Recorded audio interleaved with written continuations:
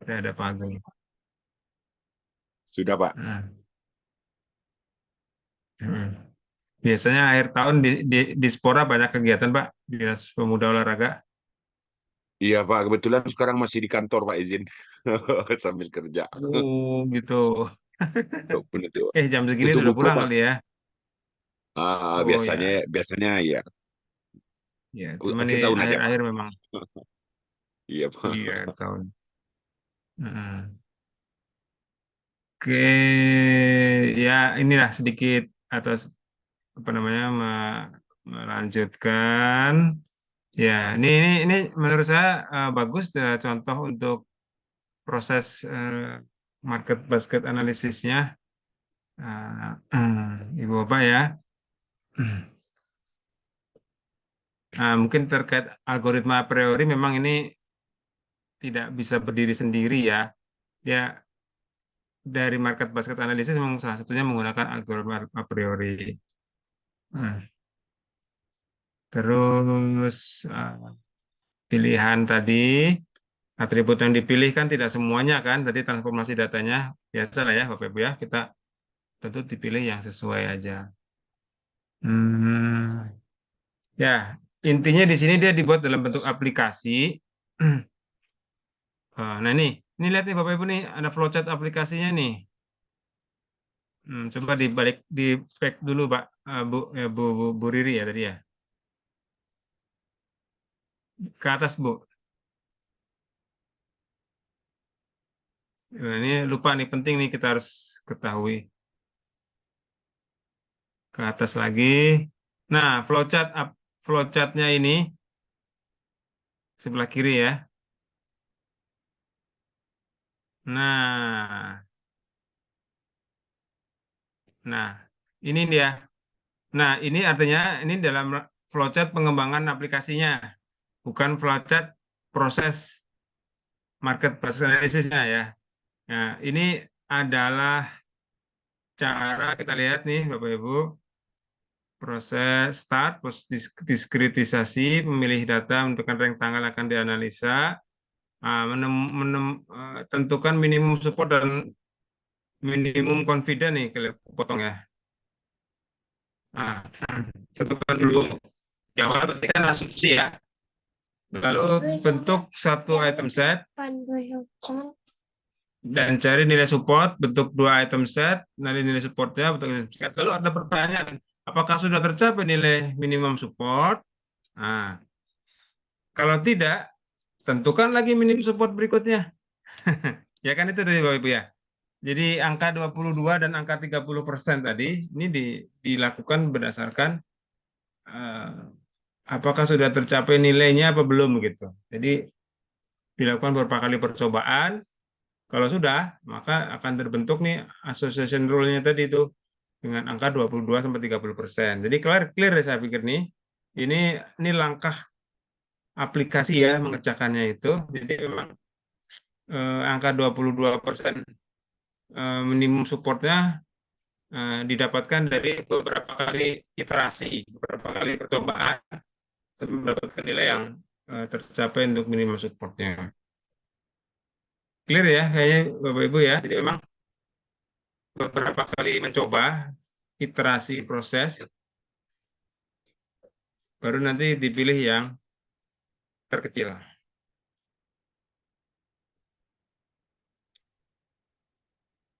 Lalu saya pikir itu sudah langkah berikutnya. Ke bawah lagi silakan Bu. Atau ada komen lagi dari kelompok presenter atau dari Bapak Ibu yang lain, ini sudah berproses web ya dilihat dari sini. Nah, saya penasaran terhadap hasilnya sebenarnya. Eh, hasil proses ya. Ini terlalu kecil ya. Yang gambar 9 terlalu kecil, bisa gedein nggak, Bu?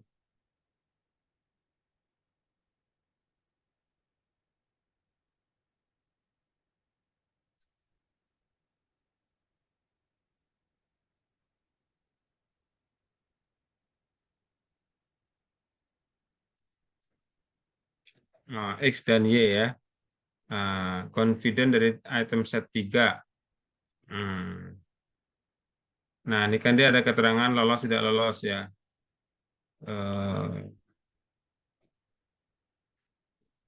Ya, support X confident. Ini ada rumus, rumus adalah satu lagi di rumus support kali support ya. Jadi rumus satu.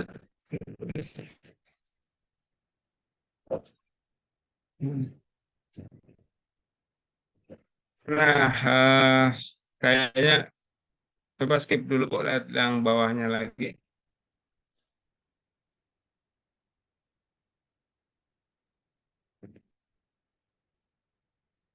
Bisa dikecilin dulu nggak apa-apa. Zoom out. Oke, bawah lagi next. Oke. Nah, itu dia hmm. Ya, sama seperti kita menghitung kemarin di kelas ya rasanya ya. Item satu yang lolos. Dengan satu item set yang lolos. eh, Contoh tuh periodik jumlah 22 support 1,22. Hmm. Ya. Terus dua item set yang lolos. eh, Second ping dengan Coco Hazelnut jumlah 25 support 1,39. Nah, minimum support di berapa tadi yang hitung ya? 20% berapa tadi ya? 38. Oh, karena total nih Bu, Ibu Pak 595 item set. Dari total ya. Tapi yang setelah dikombinasikan yang memenuhi hanya 38. Berarti itemnya banyak banget tuh dia. Item apa penjualannya ya. Ya, wajar lah nama-namanya ini kan Second Pink, Coco Hazelnut, Sistagor, Chicken Popcorn ya beda-beda ya. Keluar. Lalu dua item set sampai dia tiga item set ya. Lihat ke atas lagi kayak Bu ya. Batasan tiga item set. Mengapa dia membentuk sampai tiga item set maksimum? Karena sudah tidak bisa dikombinasikan lagi.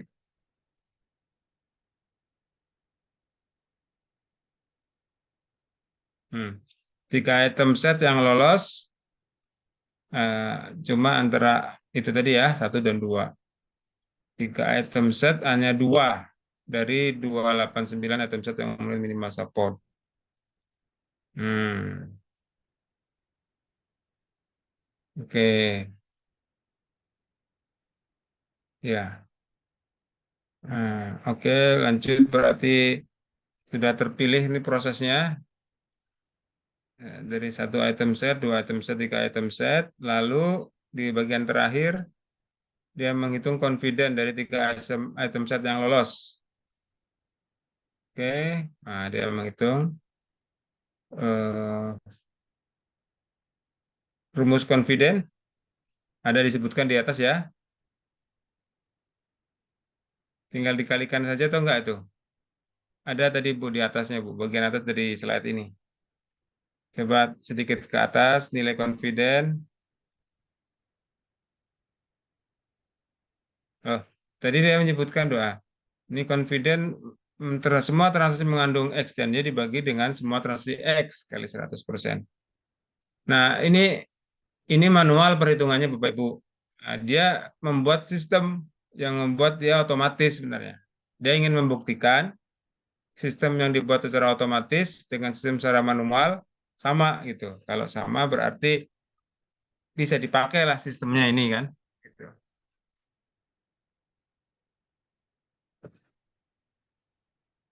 Tapi ini tadi disebutkan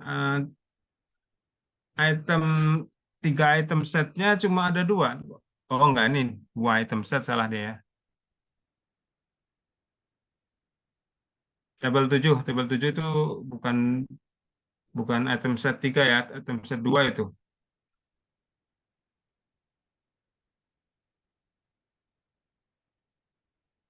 Tabel 8, item set 3 yang lolos, ini juga lebih dari 2 ya. Tadi dibilang 2 ya. Nah, itu juga satu pertanyaan tuh. Ini banyak kan ya. Iya, tadi 2, Pak. Yang mana sih? Ini ya, Pak, tabel 6. Yang item ketiga. Nah, ya, tapi di sini malah lebih banyak. Hmm. Terus tabel 9, nah tabel 6 tadi kan. Ada 2 dari yang memenuhi kriteria minimal support. Minimal support. Oh, atau tadi ini tiga-tiganya boleh dibalik nih. Misalkan yang terpilih 3 kombinasi tadi, ada 2 ya. Coba di tabel 6 tadi, Bu. Hujan di Lembu Basung ya, Pak. Tabel 6.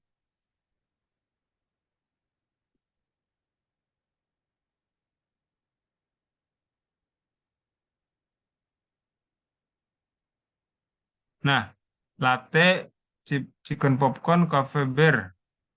Latte, chicken popcorn, koko hazelnut ya. Tadi ada penjelasan di bawah sini. Dia XYZ boleh dibalik tuh. Mungkin cafe latte chicken popcorn membeli cafe bear, atau chicken popcorn coffee bear membeli java latte. Terus baliknya kayak dikombinasikan lagi nih dari 2 terpilih ini. Jadi masih ada banyak tadi di tabel 8 tadi. Hasilnya di tabel 8. Pembentukan aturan asosiasi. Hmm, Mengkombinasikan. Tabel 5 oke, tabel 7 Ya, oke, Pak, tabel kombinasi 8 ulang coba. ya, Pak. Iya, dibuat asosiasi ulang, association rule-nya ulang. Iya. Nah, ini kan ya di ini aja ya, dikombinasikan lagi nih. 3 kombinasi 2 ya, 2 kombinasi 3 ya, ketemunya 6. Nah, itu eh lalu confident dari tabel 8 udah, tabel 9 ini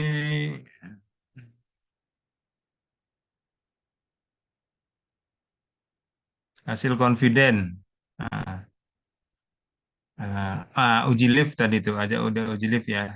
Itu mungkin kita belum banyak menyinggung, tapi ada uji lift sebenarnya nih, satu proses untuk eh, apa menentukan ya, korelasinya ini. Ini kayak ya, yang diambil adalah yang memiliki korelasi positif ya. Jadi yang korelasi negatif nggak diambil. Uji lift juga ada rumusnya. Rasanya di atas tadi ada nyebutin ya. Oke, nggak apa-apa. Terus berarti ini dari 12 tabel 9 ini ternyata yang ada 2 negatif ya. Berarti negatif kita coret, nggak diambil. Jadi tinggal 10 hasil analisa yang terbentuk ya.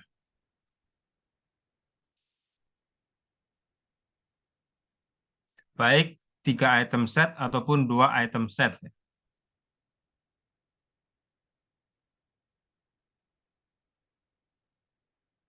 Inilah yang tadi di hasil evaluasi yang gambarnya kecil. Yang di bawah lagi, paling bawah Bu, sebelum ke kesimpulan. Ini tabel 9 ada 12 baris. Tetapi kita ambil yang korelasinya positif saja.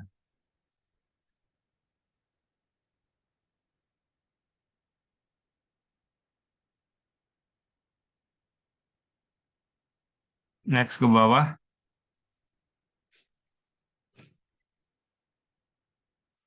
Nah, ini dia, terlalu kecil dia. Ya, inilah yang hasil analisa sebenarnya. Nah, ada yang kombinasi 2 item set atau 3 item set ya. Jadi tentunya harusnya kita pilih diurutkan yang confidence-nya terbesar ya. Menurut saya itu misalnya 44,58 nomor 7 nih. Itu yang paling besar ya. Jika memilih Thai tea, maka akan memilih Java Latte. 44 paling besar. Jadi konsekuensinya sebenarnya mengatur layout ataupun memberikan promo yang sesuai dengan rekomendasi sistem ini. Sama yang kedua untuk 3 item set itu yang 43 ya tadi ya berarti. Jika memilih chicken popcorn dan hazelnut, maka juga akan memilih Java Latte. Ya, nah kalau ini yang sudah terpilih 10. Saya pikir runut ya ini cuma typo saja lah ya, artinya penyajiannya saja yang terlalu kecil, nggak bisa ini, nggak bisa dilihat secara jelas. Ya, akan lebih bagus sebenarnya menurut saya kalau di paper ini ditambah ini implikasi ya dari hmm, eh, ya rekomendasi ya misalnya eh, eh, dilakukan perubahan atau melakukan promo terhadap ini ada nggak ya di situ? Oh, ini kesimpulan aja ya. Sudah diketahui data yang paling banyak terjual, dapatkan pola, ya sudah kayak gitu aja ya. Tapi implikasinya nggak disebutkan ya, misalnya eh, perusahaan dapat atau pengelola kafe dapat melakukan eh, mengubah layout dengan mendekatkan barang produk sesuai dengan kombinasi ini misalnya. Atau ya tadi memberikan promo ya. Kalau coffee itu kan juga nampaknya juga kalau layout nggak terlalu penting ya, karena kan dia sudah tahu ya. Ya kalau coffee tapi tadi coffee beer ya, bersama coffee apa kan nggak terlalu pengaruh secara layout ya. Tapi mungkin kalau dia pakai promo tadi ya, beli ini dapat ini gitu, atau diskon ini, nah itu tentu dengan Menawarkan perhitungan tadi paket rekomendasi mungkin tadi Pak. bisa. Ya gitu. Menawarkan paket mungkin ya Pak. Paket. mm-mm. Kalau layout kayaknya kan nggak mungkin ya.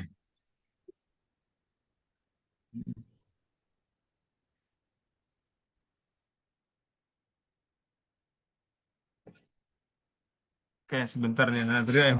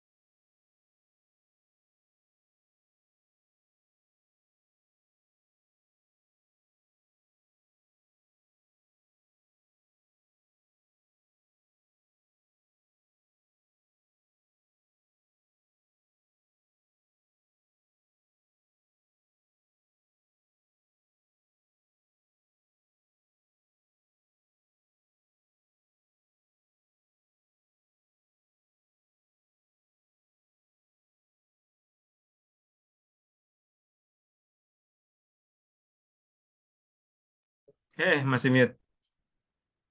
Ada lagi yang berkomentar, Bapak Ibu? Kalau nggak ada, nggak apa-apa, silakan ditutup. Saya akan memberikan sedikit bahan untuk bahan ya. Masih ada pertemuan kita sekali ya, Angga ya. Tentang Ya Pak, pertemuan Sip. ke-6 Pak. Pertemuan ke-7 itu langsung ya. ujian Pak. Atau Bapak mau Ya, pertemuan? tuntas ya. Ya nanti ini kita jadikan bahan atau nanti kita lanjutkan juga untuk yang ke sana ya. Kalau nggak ada, mungkin silakan ditutup dulu nih Pak.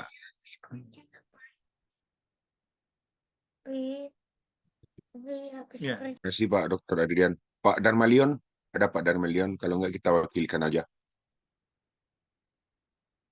Izin Pak Dokter Adrian, kayaknya Pak Darmelion sinyalnya lagi kurang bagus Pak. Izin kita yang nutup Pak. Iya, ya, silakan Pak. Terima kasih Bapak Dokter Adrian dan Bapak Ibu semua. Sekian atau sekilas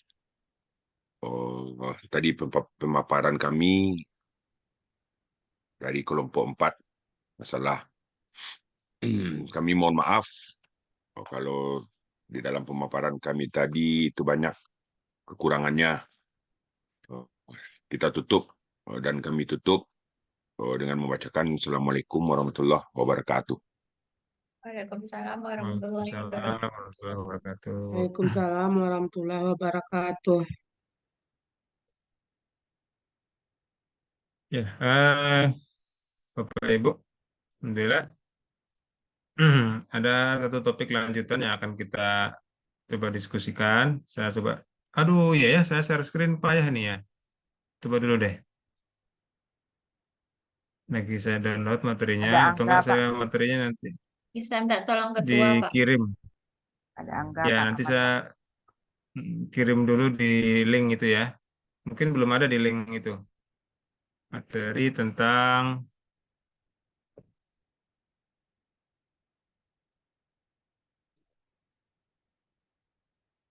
regresi logistik.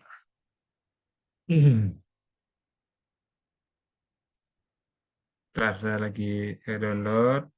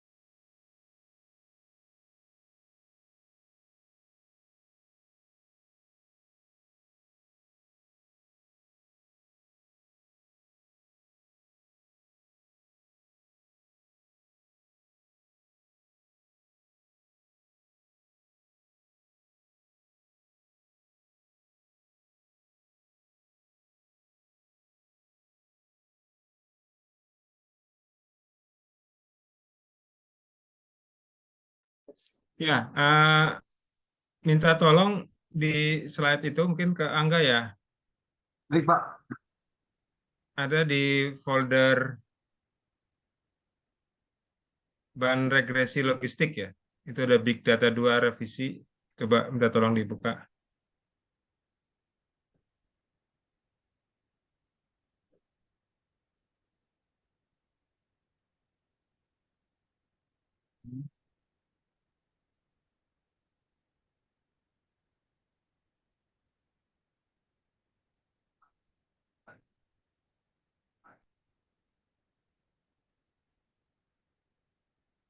Sudah, Pak. Ya. Nih sedikit kita next aja nih. Teruskan. Nah, ini kita binary logistik, Bapak Ibu ya. Binary logistik akan kita diskusikan belum ya materi ini ya. Untuk kelas ini belum ada ya. Belum, Pak. Belum, Oke, Pak. seperti apa Sebenarnya dia. udah Pak diawali dulu kemarin sama Pak Jerry, tapi sekilas aja gitu. Oh gitu. Belum tuntas ya. Ya, nggak apa-apa, kita lihat dulu. Oke, lanjut. Ininya aja. Next. Ah, review ya Bapak Ibu ini tentang simple regression. Nah, ada simple dan multiple linear regression ya. Next lagi. Nah, analisis regresi ini dipakai untuk menganalisa hubungan dan pengaruh antara variabel bebas dan variabel terikat. Jadi ini kita kembali karena linear regresi ya, analisis regresi. Tadi kelompok mana ya, kelompok yang tadi ya, kelompok 4 tadi juga ya mengomentari. Akhirnya kembali ke pola tadi, ada variabel independen sama variabel dependen. Ini kita akan kembali ke arah sana, ke topik yang ke pendekatan itu lagi. Kalau tadi kita market basket analysis, memang beda ya, nggak ada variabel dependen independen ya. Nah, kalau yang simple dan yang linear, multilinear itu adalah yang kategorinya model regresi linear. Yang akan kita bahas di sini adalah model regresi logistik itu yang non-linear. Yang non-linear. Seperti apa maksudnya? Silakan dilanjutkan.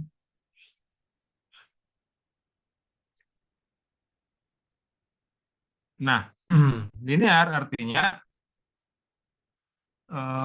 mempunyai variabel terikat, variabel target, variabel Y-nya kontinu ya. Jadi bentuknya skala pengukuran scale atau rasio. Tapi kalau regresi logistik dia untuk variabel targetnya atau variabel terikatnya ini bentuknya kategorik ya. 1-0 ya, kategori ya. Nah, iya atau tidak gitu ya. Setuju atau tidak setuju gitu. Sehat atau tidak sehat. Masuk atau tidak masuk kayak gitu. Jadi bentuknya kategorik ya. Nggak kontinu ya.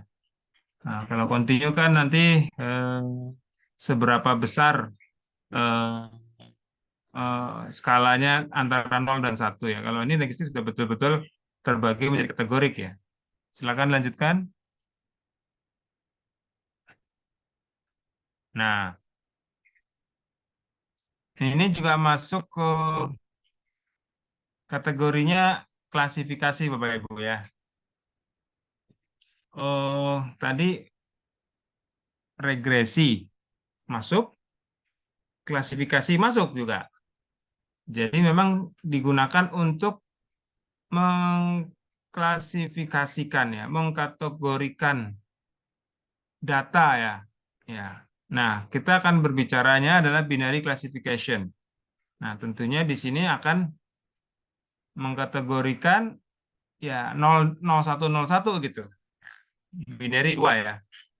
Nah, satu lagi klasifikasi ada yang multiple classification ya, mengklasifikasi untuk lebih dari 2 kelas. Kalau tadi kan 2 kelas saja nih, sehat tidak sehat, apa namanya itu mampu tidak mampu gitu, miskin tidak miskin. Nah, sedangkan kalau yang multiple classification mengkategorikannya bisa lebih dari 2 kelas. Ya misalnya ya ada mungkin beberapa contoh nanti deh. Next selanjutnya. Ini dia tipenya nih. Nah, ini kalau binary kan, ya pertanyaannya, jawabannya pasti yes atau no lah gitu. Ya. Tapi kalau multi-class classification, bisa lebih dari 2. Ini kalau contoh di Amerika ya, apa yang akan kita pilih nanti kan? Nah, kalau kita pilpres nih, kan lebih dari dua nih calon pasangan ya. Jadi multi class classification ya. Hmm. Nah, yang kita kan bicarakan adalah yang binary. Yang prosesnya variabel targetnya akan jawabannya ya atau tidak. Nah, nanti variabel independennya juga lebih dari satu, bisa banyak gitu. Nanti tapi ujung-ujungnya hasil akhirnya variabel dependennya mengatakan dia ya tadi yes atau no gitu. Miskin atau tidak miskin gitu ya. Sehat atau tidak sehat. Jadi memang lebih simpel ya Bapak Ibu. Kalau kita belajar regresi linear, multiregresi linear kemarin tidak tidak kaku jawabannya yes dan no ya. Tidak ya, tapi kita melihat seberapa signifikan ya eh, hubungannya gitu ya. Nah, itu kan continue tuh jawabannya. Tapi kalau ini kategorik ya atau tidak ya gitu. Silakan lanjutkan.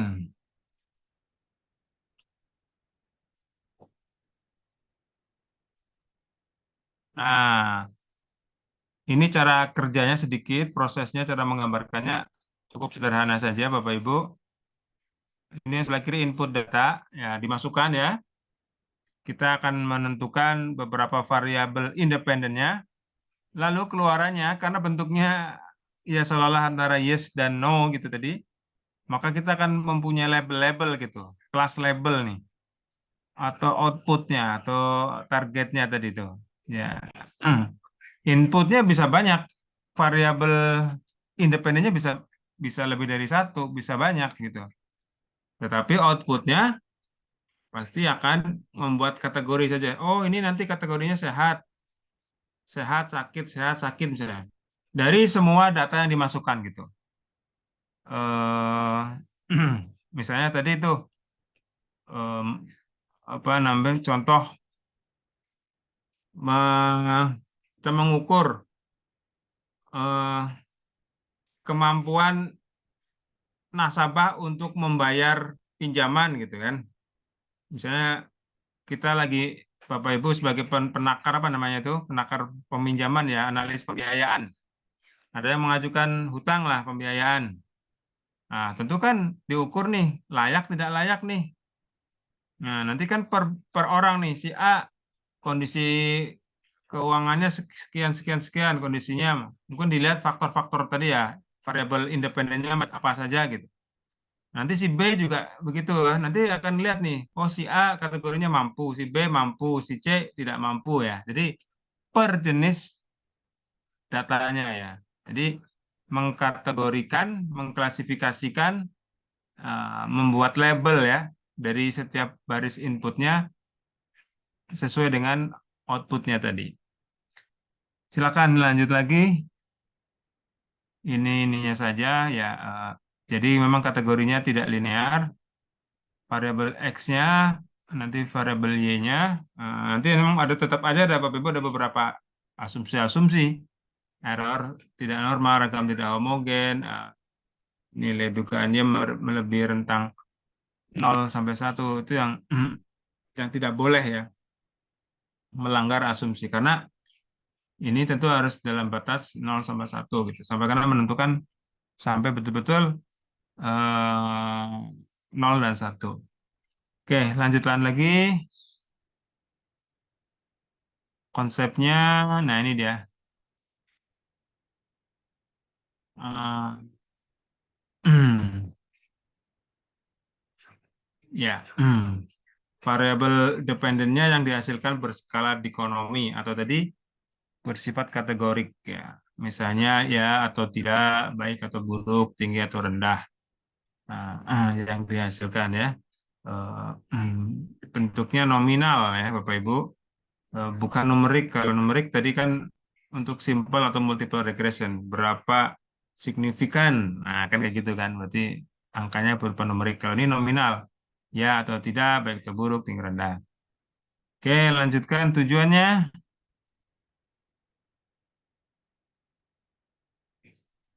Nah, tujuannya regresi logistik digunakan untuk menghitung peluang.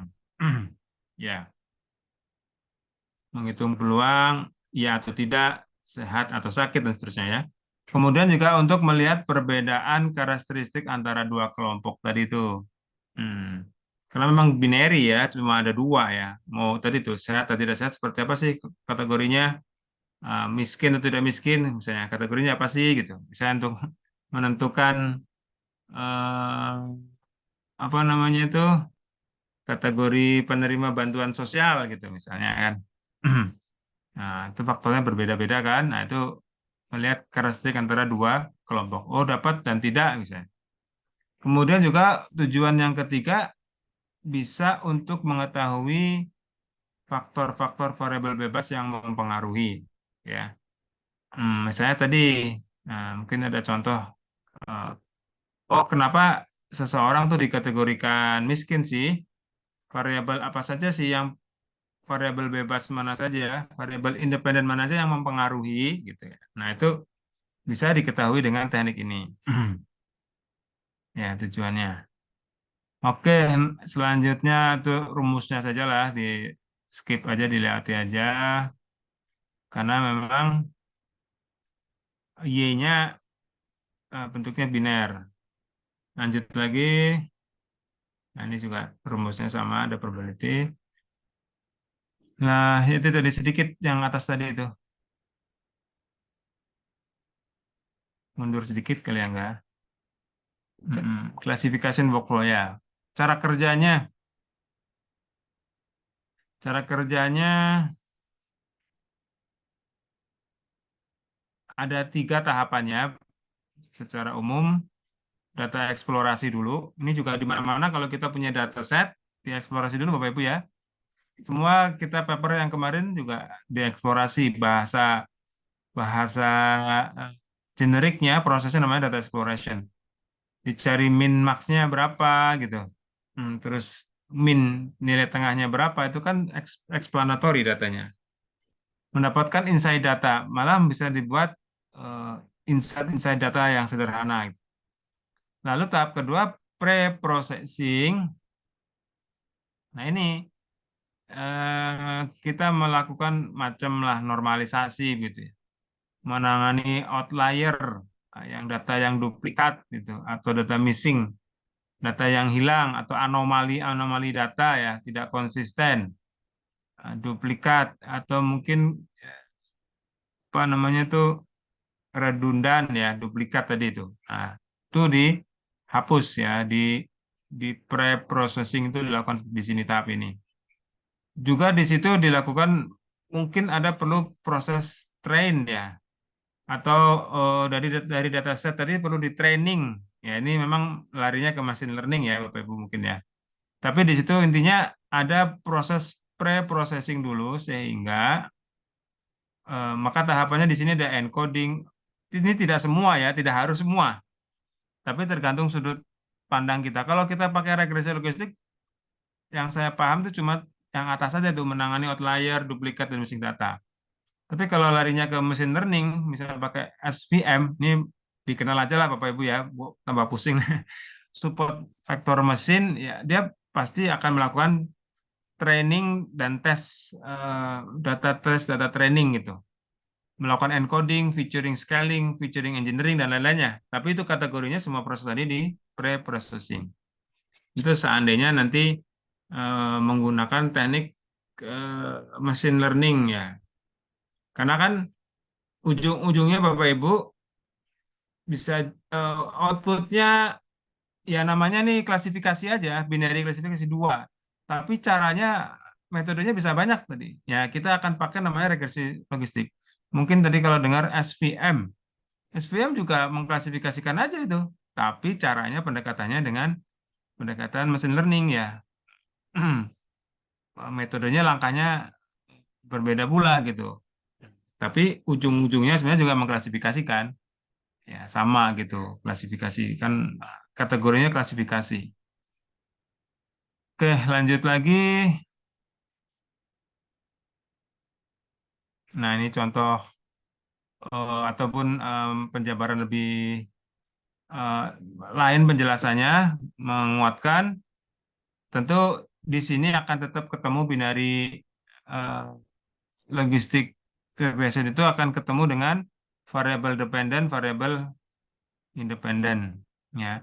Variable dependent itu variable target ya, Y Bapak Ibu ya, yang pasti kategori bentuknya adalah binary, kategorikal, karena kan dari hasilnya 01, hidup mati, hadir absen gitu.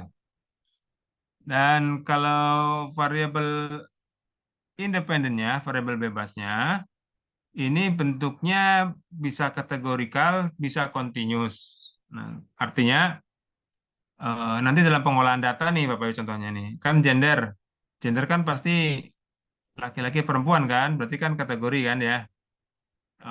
Kecuali ini sekarang bias gender nih ya, suka dibikin ya, itu salah lah ya. Artinya kita itu kategorikal ya. Kemudian geographical region.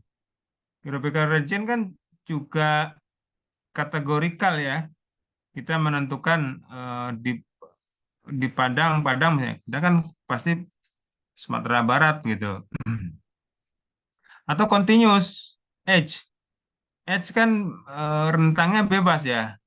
Tapi kan karena dia merujuk ke continuous itu artinya mungkin kalau sampel datasetnya kita satu orang itu ada umur 10, 20, 45 dan segala macam kan dia continuous ya, bebas ya. Tetapi karena dia mengikut kepada satu orang, satu data, jadi eh, bisa dimasukkan tetap terpakai untuk sebagai variabel independen ya.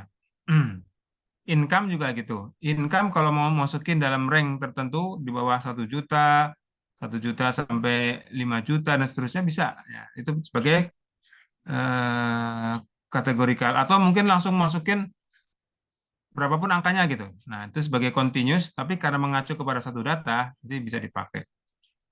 Ya, depth ratio dan segala macamnya ya. Jadi Bapak Ibu, ini regresi binary ini, binary logic itu masuk regresi, jadi mirip-mirip pengolahannya dengan yang multilinear regression, dan juga dia masuk kategori klasifikasi ya, karena mengkategorikan hasil akhirnya membagi 0,1 ya dari variabel dependennya, variabel targetnya. Oke, lanjut lagi. Mungkin ada sampel dari sini. Oke ya, ilustrasinya begini kayak tadi ya.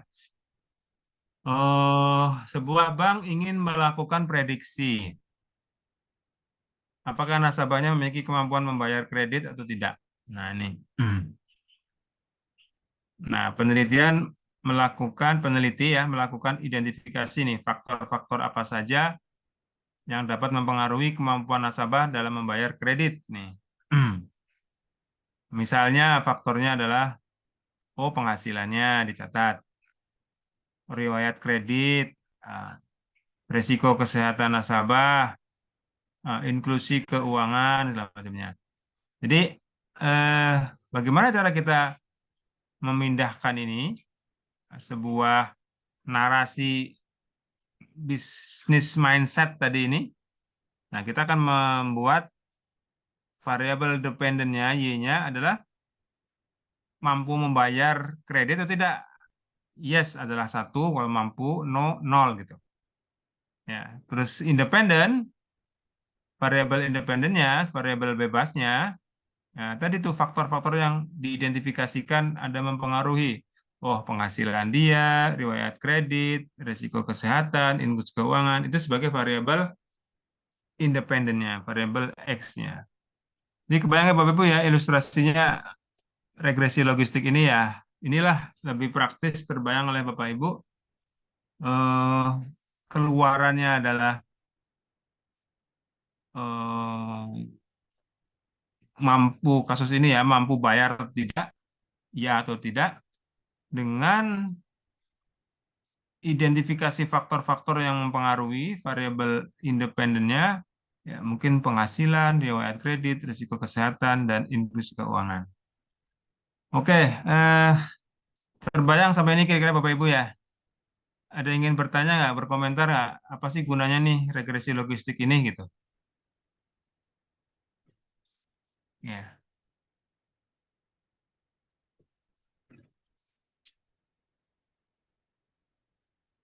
bisa ya Bapak Ibu ya, bayang bedanya ya kalau multilinear regression. Nah, kita gunakan untuk mengukur seberapa kuat hubungannya. Nah, sedangkan regresi logistik ini digunakan untuk hmm, mengkategorikan ya, untuk memprediksi ya atau tidaknya gitu ya.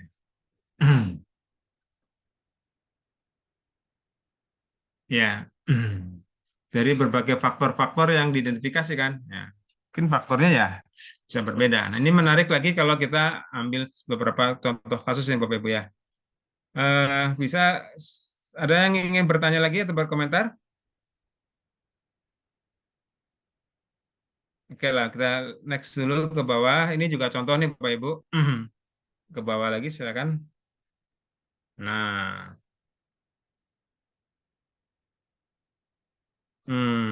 sebelum ini nanti ini teknis sebenarnya. Nah, kita lebih contoh ke kasus nanti ya. Ini tadi yang, nah, ya, variabel penelitian. Nah, ini eh, apa kebayang Bapak Ibu? Variabel Y-nya adalah total pengeluaran per kapita. Yang nanti kita bisa kategorikan itu miskin atau tidak miskin. Nah, variabel X-nya, faktor-faktor yang mempengaruhi, ini melihatnya adalah ada berapa nih? Ada 10 ternyata dia. Mengasumsikan ada 10 variabel independen yang nanti hasil akhirnya adalah total pengeluaran per kapita, yang total pengeluaran per kapita tadi kita bisa membuat skala nominalnya, dia kategorinya miskin atau tidak miskin. Itu. Nah, di sini ya bisa dibaca Bapak Ibu ya. Faktornya yang diidentifikasikan mungkin yang akhirnya membuat besaran pengeluaran per kapita. Jenis kelamin kepala rumah tangganya ini dibuat skalanya nominal, kalau 0 laki-laki 1 perempuan. Usia kepala rumah tangganya ini variabel yang kedua. Kalau di bawah 50 tahun ke bawah 0. Dan sebaliknya 1 gitu ya. Nah, jumlah anggota ini tentu skalanya rasio ya, jumlah anggota rumah tangga kan kita berbeda-beda tiap orang ya, tiap rumah tangga ya. Jadi minta bentuknya rasio, continuous, ya ada yang 5, 6, terserah bebas ya, tetapi kan dia mengikut kepada satu data.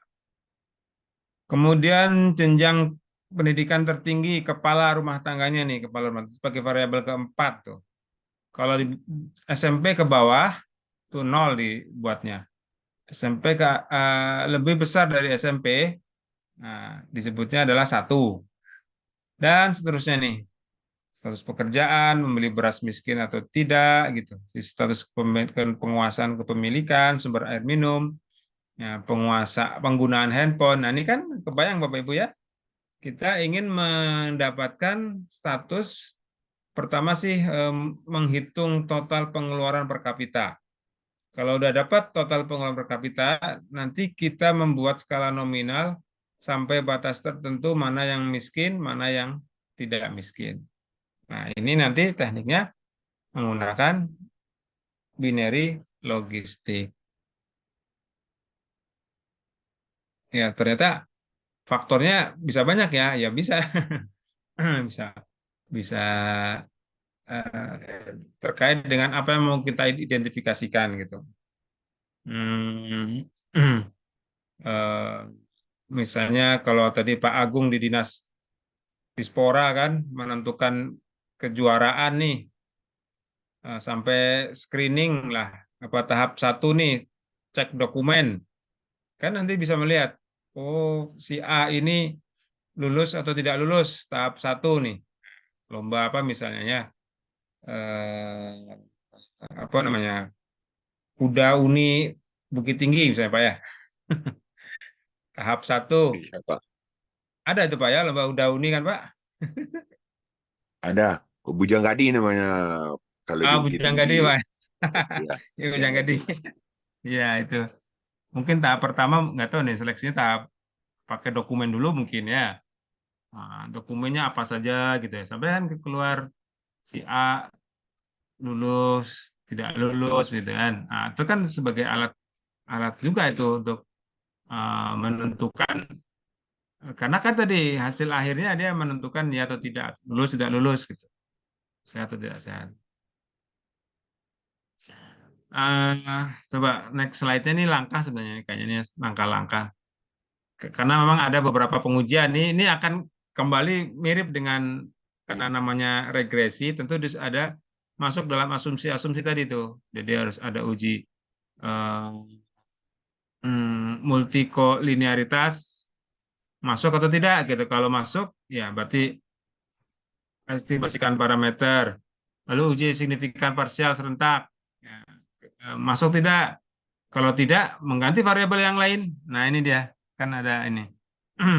Kalau iya, berarti runut ke bawahnya. Ini prosesnya mendekati karena namanya regresi ya.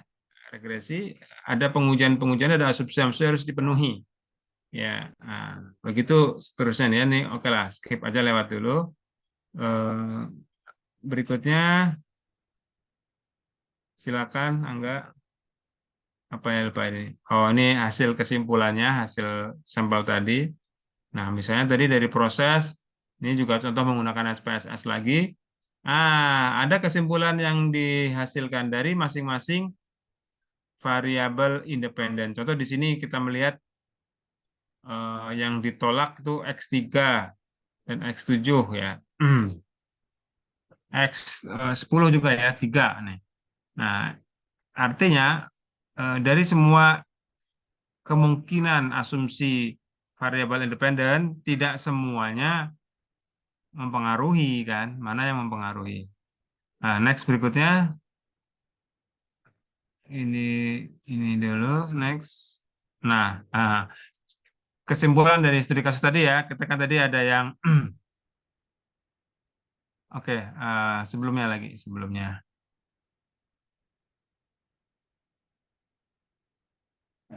Nah, kesimpulan tadi oke, kan kita tahu nih yang kesimpulan tolak ya, X3, X7 dan X10.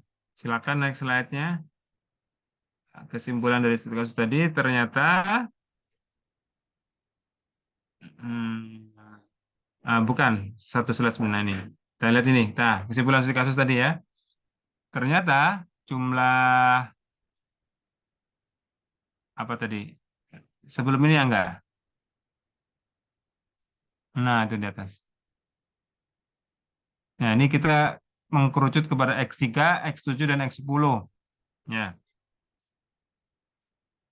X3 itu jumlah atau banyaknya anggota rumah tangga. Dengan peluang semakin banyak anggota rumah tangga, peluang rumah tangga tidak miskin menjadi kecil. Nah, ini. Lalu juga X7 ada tidaknya anggota rumah tangga membeli beras miskin atau raskin dengan peluang rumah tangga yang membeli beras miskin lebih kecil dibandingkan yang tidak membeli untuk menjadi rumah tangga tidak miskin. Ya, artinya di sini kan pertanyaannya membeli beras miskin atau tidak gitu. Kalau memberi iya, berarti kemungkinannya untuk menjadi tidak miskin semakin kecil gitu. Lalu X10 juga ada atau tidak anggota rumah tangga yang menggunakan telepon seluler (HP) dibandingkan dengan peluang rumah tangga yang menggunakan telepon seluler lebih besar untuk menjadi rumah tangga tidak miskin gitu. Ya. Ya, kalau kita mempunyai handphone, artinya kemungkinan besar adalah tidak miskin gitu. Nah, ini kesimpulan dari kita mengolah data tadi itu. Ya. Karena hasil akhirnya adalah Y-nya adalah bentuknya kategorikal, ya atau tidak. Nah, nanti kita dari semua identifikasi faktor-faktor, kita akan bisa membuat kesimpulan mana yang diterima, mana yang ditolak. Nah, Bapak Ibu, ini slide berikutnya ini beberapa kemungkinan. Silakan coba naik berikutnya.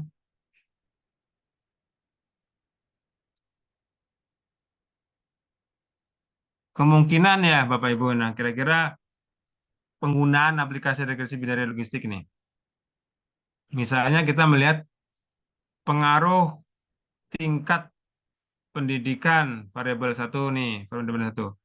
Lapangan kerja yang dimasuki. Nah, yang kedua, pendapatan. Yang ketiga, pengeluaran 4, jumlah ART. Nah, terhadap status anggota anggota rumah tangga ya, status kemiskinan, miskin tidak miskin ini mirip dengan yang tadi ya. Itu tadi ada 10, ini mungkin ada 4 dengan variabel yang berbeda ya. Nah, terus juga faktor yang lain nih ya, kemungkinan aplikasi ini yang bisa dipakai. Pengaruh pendapatan keluarga, 1, pengaruh banyaknya anggota keluarga, 2, jenis rumah, usia kepala keluarga terhadap kepemilikan rumah. Nah, ini kira-kira kepemilikan rumah kan punya rumah atau tidak nih. Nah, dengan kita mengidentifikasikan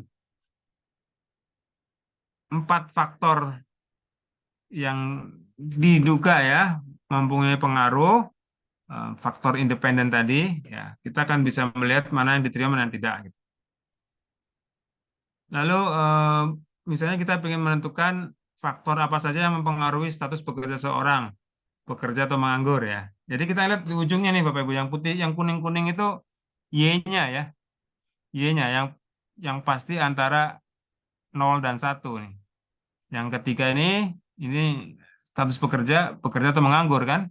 Pilihan cuma bekerja atau menganggur. Terus nomor 4 nih contoh faktor yang mempengaruhi status kesembuhan, sembuh atau sakit gitu. Ini faktornya apa saja sih gitu ya. Nah, itu diidentifikasikan. Jadi kita akan bisa melihat tuh kalau kita akan kebayang Y-nya, targetnya apa, nah, berarti kita akan bisa mengidentifikasikan kemungkinan faktor variabel independennya apa aja. Atau mungkin juga contoh faktor yang mempengaruhi IPK mahasiswa. Nah, lagi-lagi karena tinjauannya adalah binary logistik, nah, kita IPK kan continuous tuh Bapak Ibu kan. Tapi untuk kasus binary logistik kita harus bentuknya biner 0,1. Maka kita membuat cut off misalnya di atas di atas rata-rata atau di bawah rata-rata gitu ya.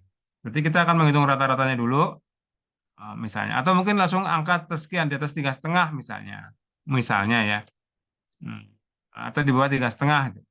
Atau mungkin paling gampang, atau bukan paling gampang, paling logis karena kita perlu menghitung rata-rata di kelas dulu itu kan.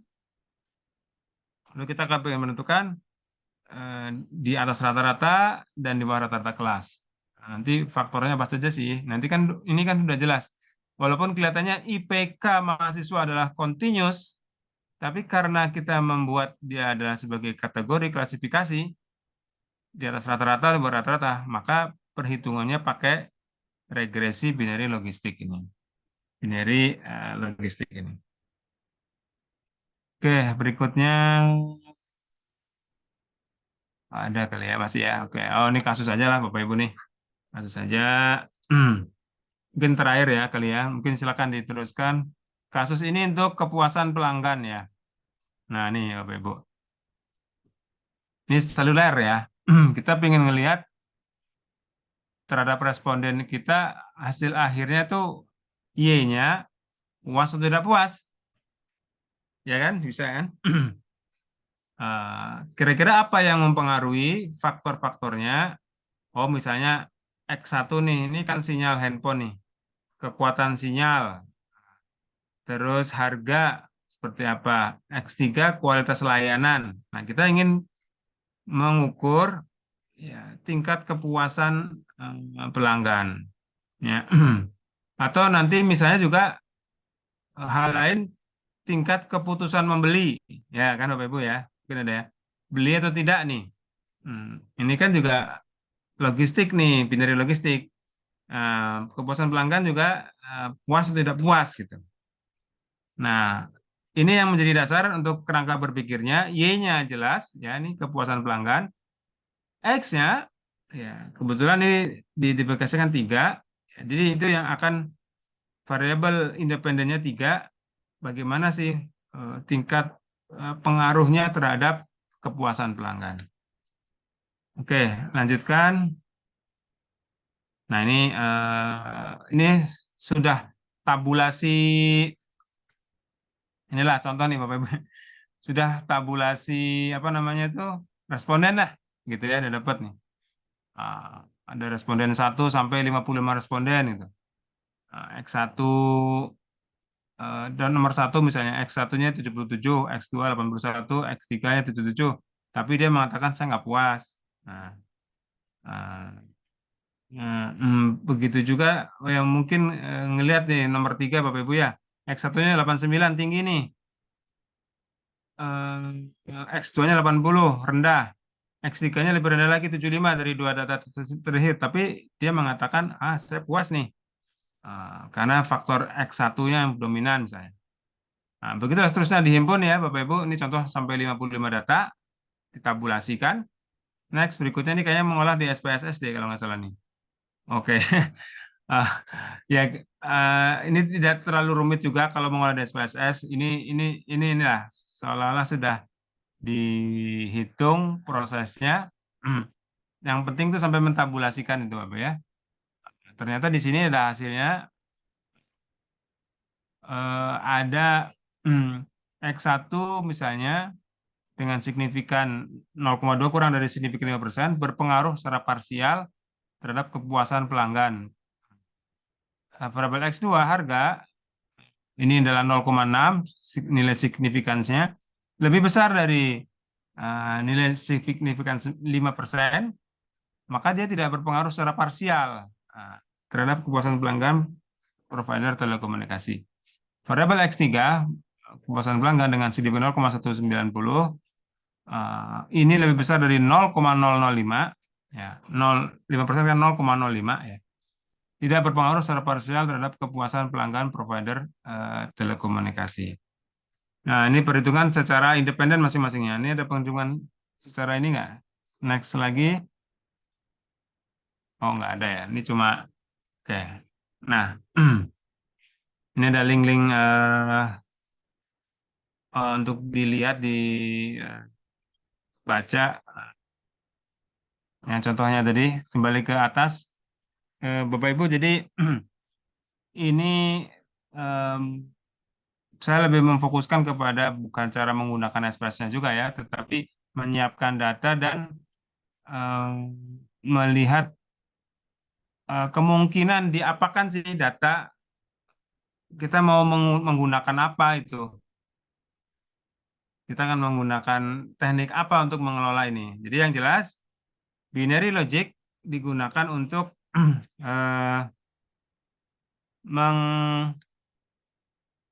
mengambil faktor yang nilai dependennya adalah klasifikasi ya, kategorikal bentuknya, 0 dan 1. Iyalah Bapak Ibu, ini ada yang ingin ditanyakan di komentari. Iya Jadi Pak, di izin YouTube mau bisa tanya dilihat Pak. sendiri. Ya, silakan. Ini Pak, tadi kan contohnya ada IPK itu. IPK itu kan nilainya tadi Bapak bilang continuous kan. Terus kita bisa gunain binary logistik. Nah, kenapa Ya. kita harus milih binary logistik itu dibandingkan yang linear kan, Pak? Kan sebenarnya kalau continuous masih bisa kita gunain linear ya. Itu nanti keputusan kita menentukan milih binary logistik atau linear itu gimana Pak? Makasih. Oke ya. Bisa dilihatin nggak contoh tadi tuh? Enggak, slide tadi contoh. Yang ada kuning-kuningnya tadi ya. Ya menarik Bapak Ibu. Jadi saya melihatnya sih karena kita ingin mencari ini nilai IPK memang continuous, tapi karena kita ingin melihat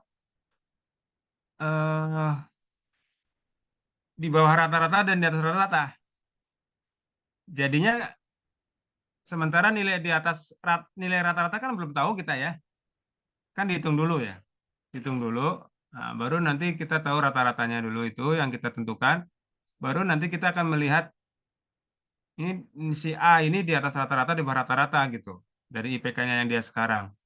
Nah, ya karena ujungnya tadi itu kita hanya ingin membagi menjadi dua nih, Bu Riri ya, di atas rata-rata di bawah rata-rata gitu. Saya ingin lihat performa kelas kita berapa sih, apakah di atas rata-rata di bawah rata-rata nih ya. Karena memang variabel targetnya cuma memang ingin menentukan iya atau tidak, ya tentu pakai bidari logistik. Tapi kalau kita ingin melihat seberapa pengaruh ya variabel apa namanya itu terhadap IPK mahasiswa yang tidak perlu ada nilai rata-rata di bawah rata-rata, ya tentu pakai binary multilinear regression bisa aja. Jadi mungkin Ibu misalnya kita juga bisa membuat penelitian yang mirip-mirip nih ya. Ini faktor-faktor yang mempengaruhi IPK saja tanpa ada dibatasin Y-nya di atas rata-rata atau di bawah rata-rata. Yang berikutnya nambah lagi faktor-faktor yang mempengaruhi seperti ini persis nih. IPK di mana di atas rata-rata di bawah rata-rata. Nah, tentu nilai bobotnya kan lebih dalam yang ini kan.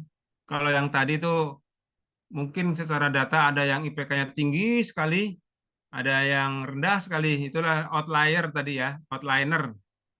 Yang pencilan ke atas, pencilan ke bawah. Ya, itu kan tetap dihitung secara independen kalau tidak pakai binary ini. Tapi kalau binary logistik, nah, kita ada pembandingnya, pembatasnya karena di atas rata-rata atau di bawah rata-rata. Nah, mungkin nanti dilihat tuh hasilnya nih. Ini menarik juga kalau mau menghitung kayak gitu ya. Yang yang multilinear biasa dan yang binary logistik tentu yang pastinya binary logistik tuh harus dikategorikan ya. Nah, yang kalau contoh IPK kan paling sederhana di atas 3 atau di bawah 3 itu bisa juga kita mengkategorikan itu kan.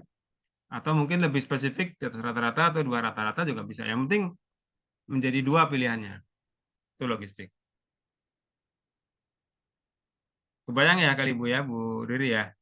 Iya Pak, jadi poinnya kalau di sini kan kata kuncinya di bawah atau di atas rata-rata. Kalau kita nggak netepin di atas atau di bawah rata-rata, berarti kita bisa menggunakan linear. Kalau kita netepin standar seperti ini, berarti kita gunain binary gitu ya Pak, kesimpulannya. Yang ini, yang kata-kata ini di atas rata-rata, di bawah rata-rata, ini kan harusnya binary itu Bu. Iya, kalau ada di atas rata-rata sama bawah rata-rata, berarti binary. Kalau nggak ada itu, Iya, berarti linear. iya kalau itu Iya, linear makasih Pak. saja. Harus diteliti juga sih, barangkali dia tidak ada, iya, tapi secara umum karena juga ada sih ya, tanpa binary ya, nilai IPK berarti kan dihitung semuanya tuh. Nanti ya harus siap dengan konsekuensi data yang tadi ada yang tinggi sekali IPK-nya, ada yang rendah sekali gitu ya. Nah, tentu harus dihitung masing-masingnya. Baik, makasih Pak. Ya, Bapak Ibu, ini saja barangkali ya hari ini. Ini slide-nya udah di ini. Kita masih ada satu kali pertemuan, nunggu Angga kali ya men-setting pertemuan. Nanti kita bisa buat contoh kasus terkait dengan bidari logistik nih. Nah, kalau di situ kan juga ada contoh beberapa paper ya Bapak Ibu ya, yang terkait binary logistik di folder itu ya, folder link Google Drive tadi. Ya, saya tidak menentukan kalau ada voluntary yang mau berkenan mengkaji, menarik buat kita diskusikan gitu.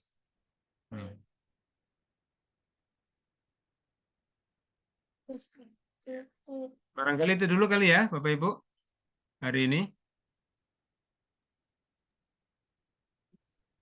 Baik, Pak. Baik, Pak. Makasih, Pak. Ya. Terima kasih, Pak. Baik.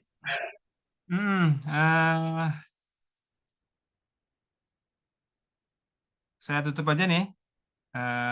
Materi sudah ada di Google Drive, nanti bisa dibaca-baca lagi. Voluntary lah kalau yang ini, voluntary pribadi, voluntary kelompok. Kalau yang mau sukarelawan nanti satu pertemuan, boleh silakan. Atau nanti saya bantu siapkan juga nggak apa-apa. Baik, terima kasih Bapak Ibu. Pertemuan hari ini kita tuntaskan. Ini 4 kelompok sudah presentasi, tinggal kita diskusi satu topik dan mungkin sedikit refleksi ya dan feedback ya di pertemuan terakhir nanti.